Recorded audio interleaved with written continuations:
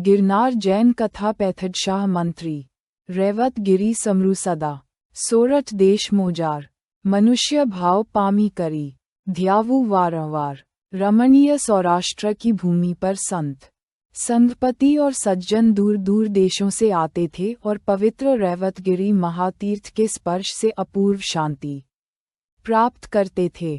तीर्थयात्रा सभी पापों का नाश करने वाली, जीवन को सार्थक बनाने वाली और तीर्थंकर नामकर्म की प्राप्ति करवाने वाली मानी जाती है, ऐसा पूर्वज महापुरुषों ने कहा है। तीर्थ यात्रा के इस महात्म्य को जानकर दानवीर, सुवर्ण सिद्धि प्राप्त करने वाले और गुरु के हृदय में स्थान पाने वाले मंत्री पृथ्वीधर उर्फ पैथड शाह ने संघ के साथ सौराष्ट्र देश के भूषण सिद्धाचल और रेवताचल तीर्थ की यात्रा का संकल्प लिया। उन्होंने श्री आदिनाथ परमात्मा के चैत्य पर भव्य पूजन और स्वर्ण से सजावट करवाई। कुछ दिनों बाद मंगल प्रभात पर पैथड शाह ने रेवताचल तीर्थ की यात्रा प्रारंभ की। रेवतगिरी की पवित्र भूमि के दर्शन के लिए पूरे संघ का मन आनंद और श्रद्धा से भरा हुआ था। दूर से पर्वत के शिखरों को निहारते हुए सभी यात्री अभिभूत हो गए। एक शुभ प्रभात में पैथड शाह अपने संघ के साथ रेवतगिरी की तलहटी में पहुंचे। उसी समय दिल्ली के निवासी अग्रवाल कुल में जन्मे अल्लाउद्दीन बादशाह के कृपापात्र पूर्ण श्रेष्ठी, जो दिगंबर संप्रदाय के कट्टर अनुयायी थे, अपने संघ के साथ वहीं ठहरे हुए थे।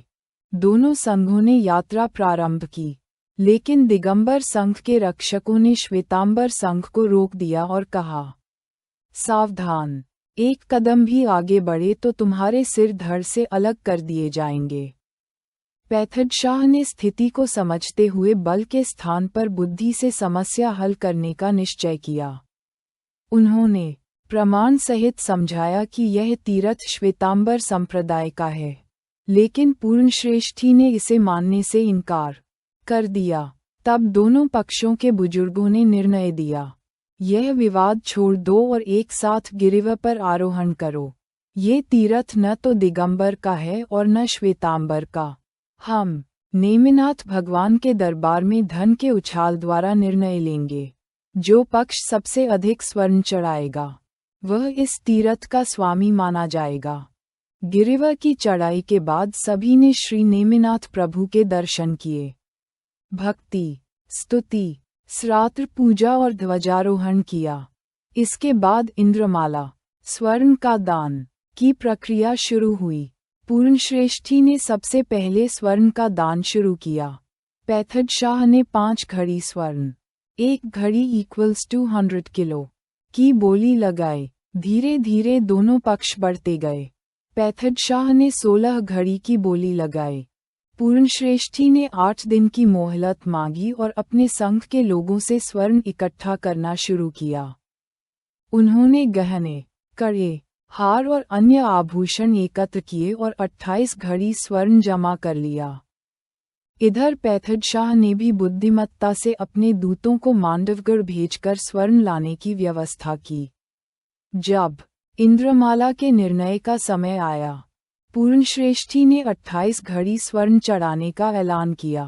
पैथड शाह ने गर्जना करते हुए कहा, 56 घड़ी, 1200 किलो स्वर्ण। ये सुनकर संपूर्ण सभा स्तब्ध हो गई। पूर्णश्रेष्ठी निराश होकर हार मान गए और कहा, तारांकन, पैथड शाह, ये तीर्थ अब आपका है। पैथड शाह के गले में इंद्रमाला विजयमाला की तरह पहनाई गई। उन्होंने घोषणा की कि जब तक 56 घड़ी स्वर्ण प्रभु के चरणों में अर्पित नहीं होगा, तब तक वह अन्न जल का त्याग करेंगे। ये सुनकर सभी संघजन विस्मित और भाव विभोर हो गए। अंततः मांडवगढ़ से स्वर्ण लाने वाले दूत पहुंच गए। स्वर्ण को तौला गया और 2 घड़ी समय शेष रहते पैथड शाह का उपवास समाप्त हुआ। अगले दिन भव्य भोज का आयोजन किया गया और पूरे संघ ने नेमिनाथ प्रभु के जयघोष किए। इस प्रकार पैथड शाह की धर्मपरायणता, बुद्धिमत्ता और निष्ठा से श्वेतांबर संप्रदाय की विजय हुई और गिरनार तीर्थ की रक्षा हुई। इस घटना के बाद उनका नाम इतिहास में स्वर्ण अक्षरों में अंकित हो गया। ये कथा पैथड शाह मंत्री की धर्मनिष्ठा, बुद्धिमत्ता और गिरनार तीर्थ की रक्षा के उनके महान प्रयास का महिमामंडन करती है।